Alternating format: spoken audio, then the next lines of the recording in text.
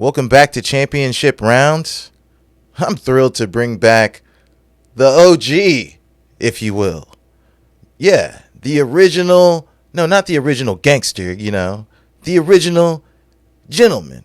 Well, that's at least what the ladies call him. I got Dr. Matt back on the show, and the first thing that we're going to talk about is Khamzat Chimaev. Yes, Boers. Is he the next champ in the UFC? Dr. Matt, say what's up to the people that have been missing you for quite some time. What's up, everybody? Dr. Matt, back in the flesh, not on video, but clearly he's alive as you hear his voice. So I'm gonna jump right into this. Khamzat Chimaev, a lot of hype. He's one of the biggest stars in the UFC thus far.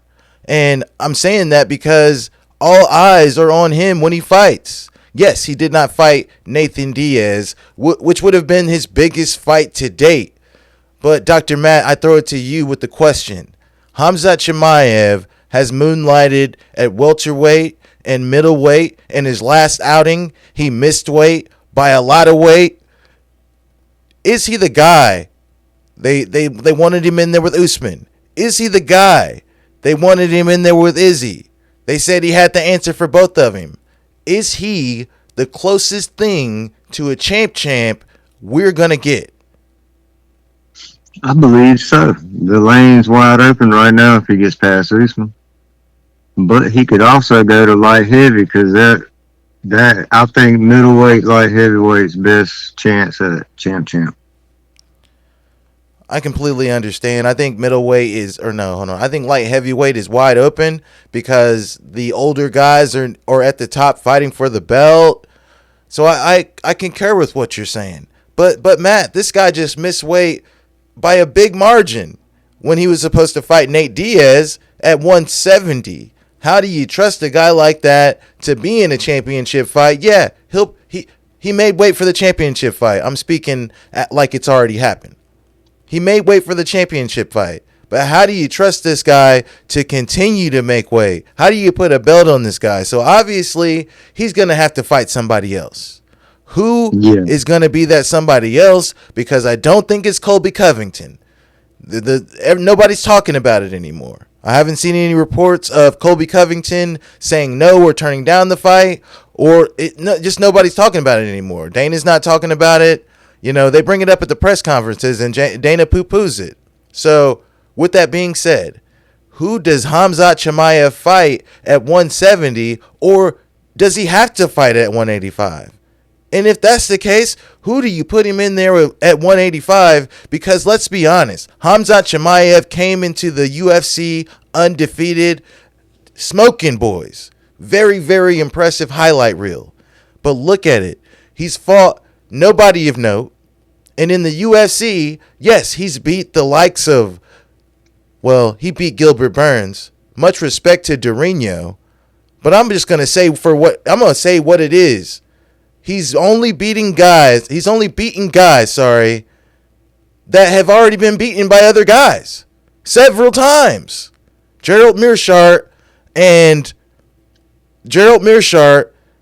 Gilbert Burns are his biggest wins at 170 and 185 respectively. So again, Matt, I know I'm drowning out the airwaves. I'm just going to let you know. I'm just going to throw it to you. Are you already sold? Obviously, he's looked great. He had a war with Gilbert. But are you sold when you really look at it and break it down to brass tacks? He really doesn't have that great of a resume. But he looks the part. Go ahead, buddy. You're right.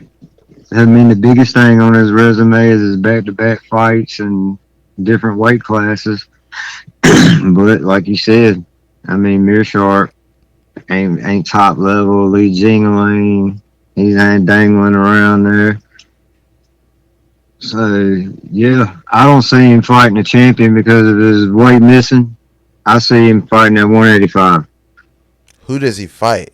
And that was my original question. Who does he fight if he fights it? Okay, say they say, all right, you missed weight but you made weight all the other times. Hey, we're going to let you have this. Maybe the problem is that he doesn't know which weight class his fight is going to be at his next fight, so he doesn't know where to hang around at. Maybe that's the problem. I don't know. Yeah. But maybe they slap him on the wrist and say, hey, you can fight at 170 again.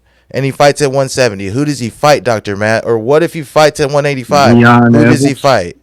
You think they throw him in there for a title? Leon Edwards after missing weight? I mean, I wouldn't say that's unprecedented. I think they've done it before several times probably. I think that would be a huge chunk of money in their pocket, and they know that. I feel like Khamzat would go in there and smash Leon Edwards. I would rather see him fight Usman, but yeah, that's who they would put him in there with. In my opinion, would be Leon Edwards. Yeah, I don't think Usman comes because I don't think Usman, whom is getting surgery done on his hand, I believe, I don't think he's going to come back and not fight for the belt and fight Khamzat Chimaev without the belt on his shoulder. But I'll end it at this. I'll say this: Khamzat Chimaev. It's not about, even though if you look at his resume, it isn't the most storied resume. He doesn't have Hall of Famers on there. Like, okay, Gerald Mearshardt's got a lot of submissions. Gilbert Durinho does too, and a lot of wins over a lot of top guys. But look at it. It's not about the reason why people are so high on this guy. It's not about who he's beat thus far. And he's beaten those two guys and then some other guys that, they were who they were. It's how he's beating them. When you can pick up a guy who's ranked in the top 10 or top 15 of a division and carry his ass across the fucking cage, talking to the president whilst whooping his ass and then finishing him, obviously you got something going for you. So I think the hype is real, but I'm saying his first stint with a top guy, it was a war. Yes, he was able to ragdoll Kevin Holland. Newsflash, Kevin Holland's been ragdolled before and accepted the position. At the end of the day, I can't wait to see whom Khamzat's in there with next, because I know it's going to be a big fight, whether it's at 85 or whether it's at 170. And I'll leave it at that.